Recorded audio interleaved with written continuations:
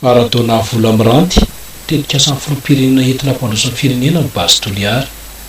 Manoloana ny resabe mahakasika ny basy toliara izay mahaberesaka ety anivon'ny vakijery dia naneho ny heviny Ramatoa Maratona vola miranty minisitra ny serasera sy ny kolontsaina sady mpitondra tenin'ny governemanta io maraina io tetsy birao fiasany etsina ansana. Nambarany tsy niahatra fa hitondra fampandrosoana lehibe ao Madagasikara io tetikasa io ary tsy nisehatra iray ihany no iroborobo amin'izany fa na ny fanabeazana ny fahasalamana sy ny maro tsy voatanisa dia iroborobo tsara avokoa.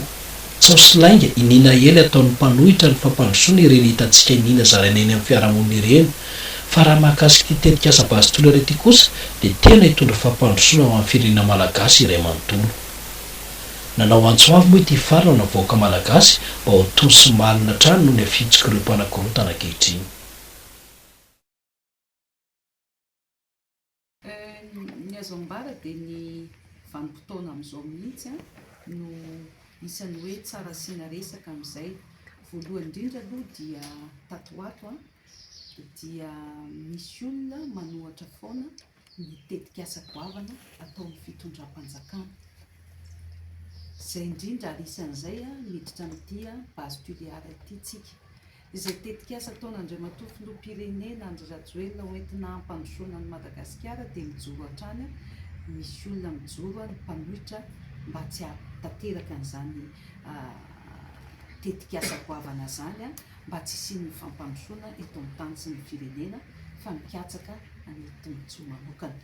Izay zany amin'ny ankapobeny. Ny mahakasika ny basy toliara manokana dia marina tokoa fa nisy izay ny ataoko hoe misy karazan'olona zany nanohitra an'izay tetikasa izay. Ny zavatra azo lazaina aloha voalohany indrindra dia io tetikasa io dia tetikasa goavana ho an'ny fampandrosoana ny Madagasikara. Raha ho resahako amintsika dia 5 milliards de dollars ny tombotsoa ho azon'ny malagasy amin'io tetikasa io.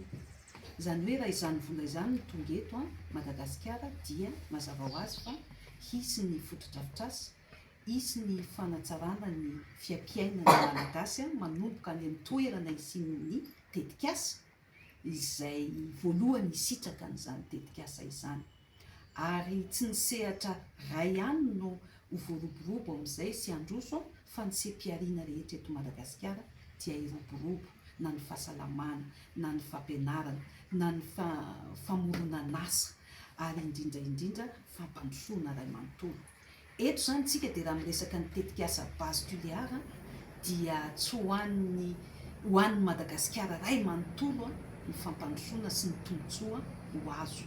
Izay zany ny zava-dehibe. Amin'izao fotoana izao ihany koa dia misy mamboly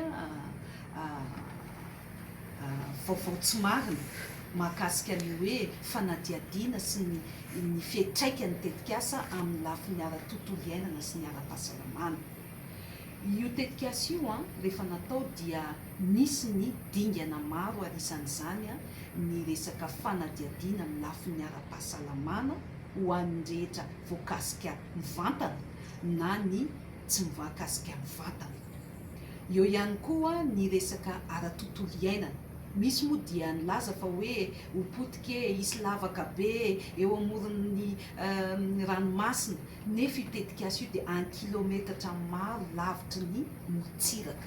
Izany hoe efa nisy ny fampitam-baovao natao mahakasika an'izy io fa aoka re ny vaovao marina no ampitaina ho fantatry ny olona rehetra mahakasika ny tetikasa io fa narahana avokoa ny tetikasa ary narahana ireo dingana fanadihadiana rehetra matotsika tonga amin'izao fotoana izao. Eo ihany koa ny tsara horesahana dia ny mahakasika ny hoe ilay vokatsoa izay plus tsika ela ao anatin'ny fampiresahana dia miaela koa ny anombohan'ny tetikasa izay tena hitondra vokatsoa ho an'ny firenena.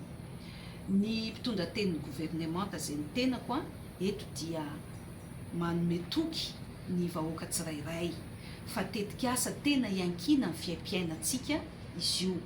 Ary ny tena tsara marihana ihany koa dia tetikasa tena isan'ny haitariky ny filoham-pirenena Andry Rajoelina izy io na eo amin'ny lafiny diplomatika teo anivon'ireo orinasa iara-iasa.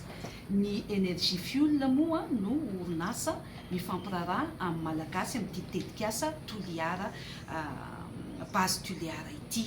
Zany fiarah-miasa izany dia natao tao anatin'ny hoe mangarahara tanteraka, tao anatin'ny fampiarana ny vinan'Andriamatoa filoham-pirenena dia ny fanjakana tsara tantana. Tsy misy mihitsy ny kolokolo tao anatin'ny fanatanterahana n'izao tetikasa izao. Misy arak'izany ireo mbola kajikajy ny tombotsoan'ny tenany manokana zay no misy mahatonga an'izao korotana sy volena korotana izao. Zany hoe tena mangarahara ary ataoko amin'ilay fiteny vahiny mihitsy hoe zéro corruption ny nanatanterahana ny dingana rehetra tamin'io tetikasa base toliara.